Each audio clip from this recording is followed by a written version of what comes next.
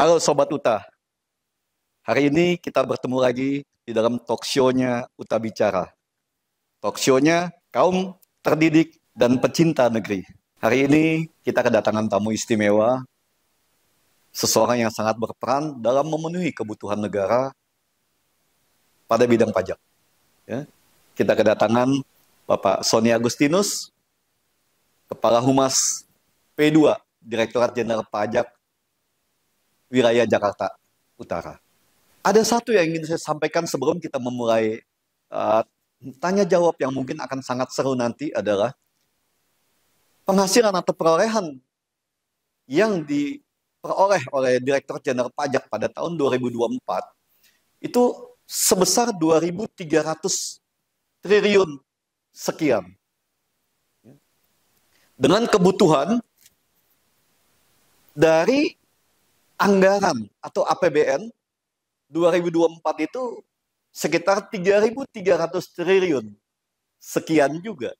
Dan juga informasi dari PPATK pada tahun 2004 terjadi kebocoran anggaran atau korupsi atau dugaan korupsi lah kita sebutnya, yang besarnya hampir 1.000 triliun, 900 sekian triliun. Belum lagi adanya PNBP yang dihasilkan oleh bidang-bidang lain, dari BUMN ataupun yang lain semuanya. Jadi sungguh sangat tidak enak buat kita sebagai seorang akademisi ya, melihat postur anggaran yang seperti itu dan kerja keras dari Direktorat Jenderal Pajak ya, walaupun kita tahu di dalam Ditjen Pajak pun juga masih banyak tikus-tikus yang ikut bermain di sana.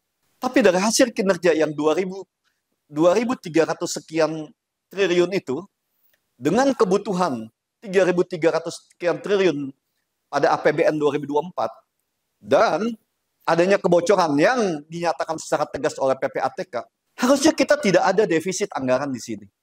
Ditambah dengan PNBP yang kita dapatkan sekitar 400 sekian triliun, dapat dipastikan kita sudah mendapatkan surplus anggaran. Jadi sungguh sangat ironi. Ya. Mahalnya dunia pendidikan, buruknya sarana prasarana, mahalnya dan sulitnya rakyat memperoleh kesehatan, menjadi sebuah dilema untuk bangsa kita yang harus kita pikirkan sama-sama. Seperti yang juga disampaikan oleh pendiri bangsa kita, Bapak Soekarno, atau yang dikenal dengan nama Bung Karno. Perjuangan saya lebih mudah karena melawan penjajah. Asing, sengaja saya sebut asingnya belakangan. Dan perjuangan kalian, generasi penerus bangsa, akan lebih sulit. Karena kalian akan melawan penjajah bangsa dari bangsa sendiri. Itu yang ingin saya sampaikan sebelum kita memulai sesi wawancara dengan seorang pejabat penting yang ditugaskan untuk menjadi debt kolektornya uang-uang pajak untuk memenuhi kebutuhan pembangunan bangsa dan negara. Oke, kita akan mulai untuk kita diskusikan dengan tamu istimewa kita. Oke, selamat siang Pak Sony. Selamat siang, Pak. Oke. Hari ini kami sangat beruntung bisa bertemu dengan Bapak ya, terhadir di rumah kami untuk menceritakan sedikit mungkin tentang apa sih rencana dari Ditjen Pajak dalam membangun negeri ini dengan mengumpulkan uang pajak yang dari masyarakat ini. Mungkin Bapak bisa menceritakan perjuangan Bapak dan manfaat untuk bangsa kita. Oke, terima kasih Pak Rudi. Sahabat dari UTA ya, UTA 45. Pada kesempatan ini barangkali saya ingin sedikit menjelaskan tentang pajak itu sendiri. Pajak itu memang sangat dibutuhkan oleh negara kita. Kenapa? Karena kalau tanpa pajak barangkali negara kita nanti tidak ada uang untuk membangun negeri kita ini.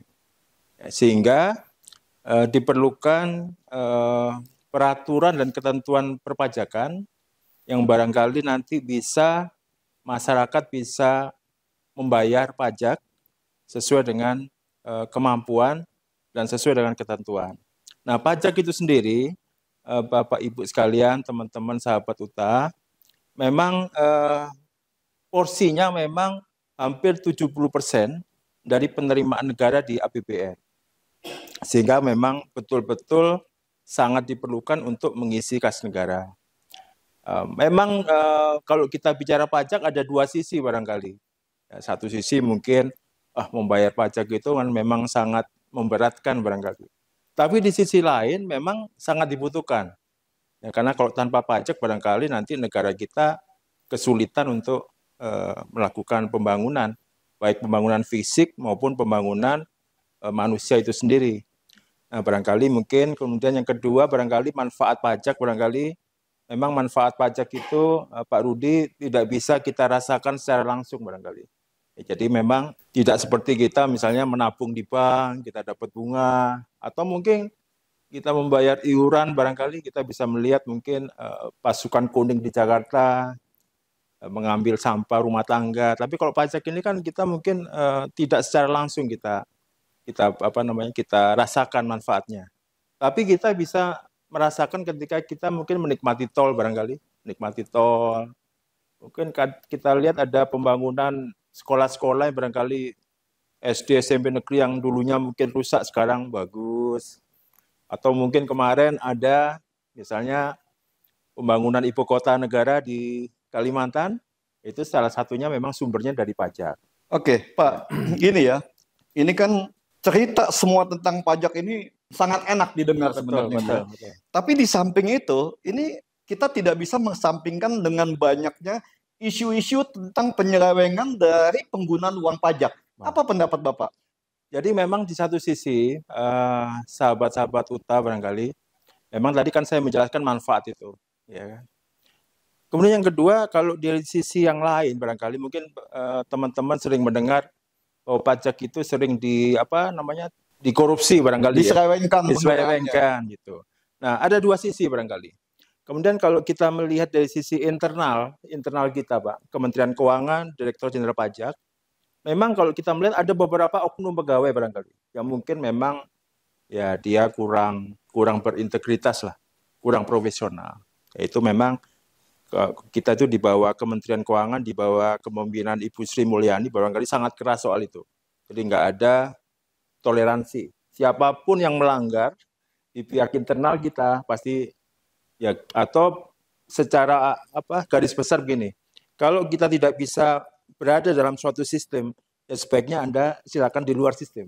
Oke. Begitu. Kemudian yang kedua, kalau dari pihak eksternal, kita sering mendengar uang pajak kita yang seharusnya diperuntukkan untuk pembangunan. Ternyata kita kadang-kadang kecewa juga ya. Artinya kita setengah mati sebetulnya untuk memberikan edukasi, memberikan pelayanan, bahkan mungkin pengawasan, pemeriksaan atau apapun namanya.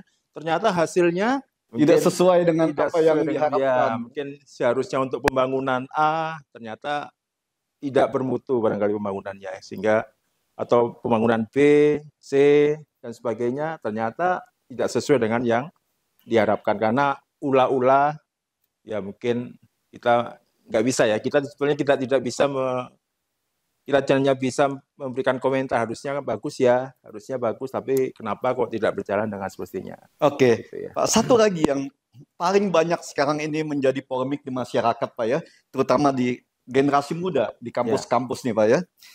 Apa sih sebenarnya program unggulan dari Ditjen Pajak ini untuk membuat semua program itu transparan? Itu yang pertama. Dan kedua, bagaimana sistem yang akan dibuat supaya semuanya itu bisa transparan gitu penggunaan, baik pengumpulan maupun penggunaannya. Ya. Apa yang Bapak bisa jelaskan di sini? Jadi pertama barangkali kita tuh punya 4 pilar barangkali Pak. Yang pertama dari sisi SDM. Dari sisi sumber daya manusia, kita tuh setiap hari barangkali kita selalu diingatkan bahwa kita tuh harus bekerja secara profesional, berintegritas gitu kan, atau zero mistake lah. Kalaupun ada keluhan-keluhan dari wajib pajak, ya kita harus segera memberikan solusi yang terbaik gitu kan. Kemudian yang kedua, dari sistem perpajakan itu sendiri, ya. Artinya kita berbicara masalah peraturan perpajakan. Ini kan harus mendukung dunia usaha. Jangan sampai dengan adanya peraturan perpajakan malah dunia usaha mati. Kalau dunia usaha mati ya pajaknya tidak akan masuk ke kas negara kan gitu. Yang ketiga, dari sistem kalau kita sekarang mungkin teman-teman Pak Rudi dan lain-lain mungkin sering mendengar masalah Cortex. Ya, Cortex itu adalah pada 1 Januari kemarin, 1 Januari 2025 kita udah launching. Cortex itu adalah sistem inti dari proses bisnis di DJP itu terintegrasi secara komprehensif dalam rangka untuk memberi kemudahan pelayanan kepada wajib pajak. Memang dalam perjalanannya mungkin Bapak Ibu waktu di awal-awal bulan Januari itu banyak sekali terjadi keluhan-keluhan. Kesalahan proses ya Pak ya. Mungkin ada yang login tidak bisa. Tapi sekarang secara bertahap itu menjadi program unggulan DJP. Jadi semua mulai dari kita mendaftarkan diri sebagai wajib pajak sampai kita melakukan proses pembayaran, pelaporan, atau mungkin nanti ada proses pengawasan, pemeriksaan, penagihan pajak, itu semua ada di sistem itu. Sehingga nanti kita tidak bisa main-main lagi. Baik pegawai pajak maupun dari wajib pajak. Sehingga tadi yang Pak Rudi katakan, lebih komprehensif, lebih transparan, sehingga kita semua bisa melihat di sistem itu menjadi satu sistem yang harusnya tidak menjadi tidak menjadi momok atau menjadi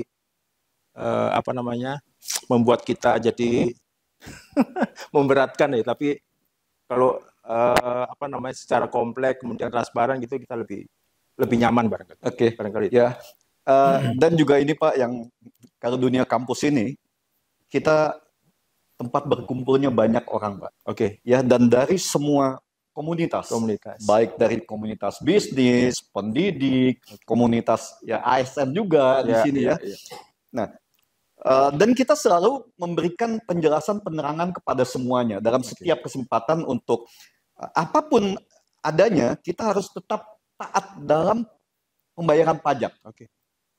Persoalannya sekarang Pak, kita tidak usah ambil dari tax amnesty tahun 2016 nih. Kita ambil dari PPS tahun 2020 kalau nggak salah Pak ya. 2020. Ya, kita ambil di PPS 2020 ini kan boleh dibilang transparansi pajak baik oleh Ditjen Pajak maupun oleh masyarakat dalam membayar pajak Pak, ketaatan membayar pajak. Ini kan banyak sekali ketidakpengertian Pak. Ya, tentang sistem dan peraturan baik cara mengisi maupun cara berhitung. Nah, apa pendapat Bapak dan apa solusi dari Bapak dari teman-teman atau saudara-saudara kita yang masih banyak kekurangan dan kesalahan dalam mengisi SPT-nya nih Pak? Bagaimana jalan keluar yang bisa Bapak sampaikan? Karena ini banyak sekali terjadi dan ini banyak sekali keluhan kepada kami juga di dunia pendidikan. Oke, terima kasih Pak Rudi. Jadi teman-teman dari UTA, tadi dikatakan kita sudah membuat suatu program namanya Tax Amnesty, pengampunan pajak. Kemudian program PPS ya. Tahun 2020. Seharusnya pada saat masyarakat wajib pajak mengikuti 2 program ini, harusnya mereka sudah zero ya, mulai dari nol lah barangkali. Mulai dari nol lagi artinya ya ini mohon maaf dosa-dosa masa lalu kita. Mungkin ada yang pernah bayar pajak, kadang bayar, kadang enggak. Itu pada saat mengikuti TA dan PPS harusnya mereka sudah suatu masa yang baru lah. Jadi SPT-nya harusnya sudah clear and clean untuk di masa depan. Nah, kemudian tadi yang kedua adalah tentang kalau masih banyak masyarakat itu masih salah ya. Salah mengisi SPT, kemudian teman-teman kalau salah mengisi SPT barangkali mungkin masih bisa dibetulkan. Ya, pembetulan SPT masih dimungkinkan. Jadi kalau kita melihat di pasal 8 Ketentuan Umum Perpajakan, setiap wajib pajak yang sudah mengisi SPT tapi SPT-nya salah masih bisa dibetulkan. Jadi jangan khawatir nih. Cuma masalahnya begini, tadi saya tertarik dengan tax center ya. Tax centernya di UTA 45. Dengan adanya tax center itu sebetulnya UTA sudah memberikan jawaban sebetulnya antara pihak DJP sebagai otoritas pajak dengan wajib pajak. Artinya kalau misalnya di tax center itu bisa diberdayakan, jadi semua dosen itu nggak perlu, menurut saya tadi saya katakan di inklusi pajak tadi, semua dosen nggak perlu ke kantor pajak, cukup mereka berada di tax center, mereka sudah bisa lapor SPT-nya sendiri. Jadi tax center itu sebagai pusat, namanya center ya, namanya center itu pasti pusat edukasi, pusat sosialisasi, pusat penyuluhan, bahkan juga mungkin suatu waktu pusat riset. Pusat riset misalnya bagaimana sih peta ekonomi wilayah Jakarta Utara nih. Ya, siapa tahu nanti bisa memberikan masukan kepada kita nih yang berada di Kanwil di JP Jakarta Utara. Oh, rupanya UTA ini sudah punya riset ekonomi misalnya ya, riset ekonomi tentang sumber-sumber penerimaan yang ada di kawasan Jakarta Utara. Nah, jadi masalah mengisi SPT itu sebenarnya bukan, apalagi nanti dengan adanya sistem Kortek, nanti teman-teman semua bisa mencoba ya, mencoba. Kami pun juga akan mencoba itu, karena kami pun di tahun 2024 ini belum melaporkan SPT melalui Kortek yang baru tadi. Nanti baru kita bulan Maret tahun depan, Maret 2026, baru kita sama-sama mencoba menginput SPT kita di Kortek itu. Karena nanti lebih banyak sekali, lebih cepat barangkali, lebih mudah untuk wajib pajak untuk melaporkan SPT. Barangkali itu Pak Rudi. Kita bicara masuk ke konteks ya Pak ya. Ya. Karena kita dunia pendidikan, kita harus selalu up to date. Kami sendiri sudah masuk ke sistem konteks itu Pak. Ya, sejak mula memang dari pertama itu ada sedikit hambatan-hambatan. Betul, ya. betul. Tapi sekarang ini kan kita sudah bisa masuk. Ya. Satu yang dikeluhkan juga ini Pak ya, bahwa begitu konteks ini sekarang terbuka, yang tadi saya sampaikan kan banyak sekali kesalahan-kesalahan dari wajib pajak yang mereka sebenarnya sangat taat pajak, Pak. Sangat ingin terbuka dengan masalah pajak. Tapi karena kurang mengerti dan banyaknya perubahan-perubahan sistem perbaikan yang harus dibuat.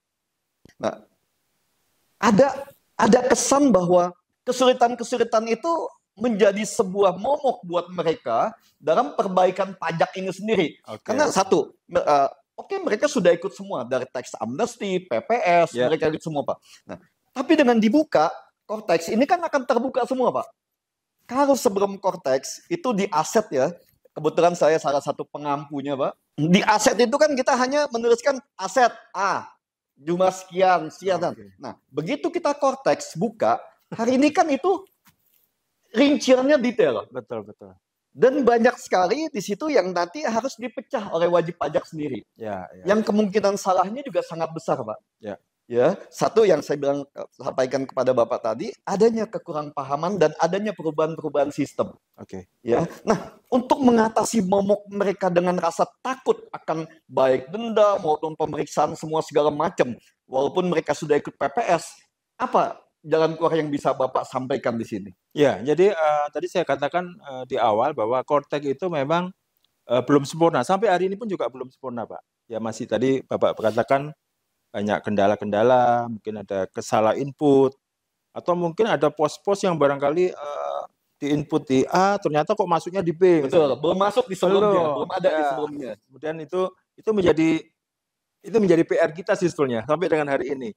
Artinya gini, mungkin Bapak Ibu kalau yang punya masalah dengan Kortex, mungkin masalah pembayaran atau pelaporan barangkali, atau mungkin transaksi misalnya PPN atau apa pembayaran jasa atau apa segala macam, bisa datang langsung ke KPP. Langsung bisa ke KPP ya.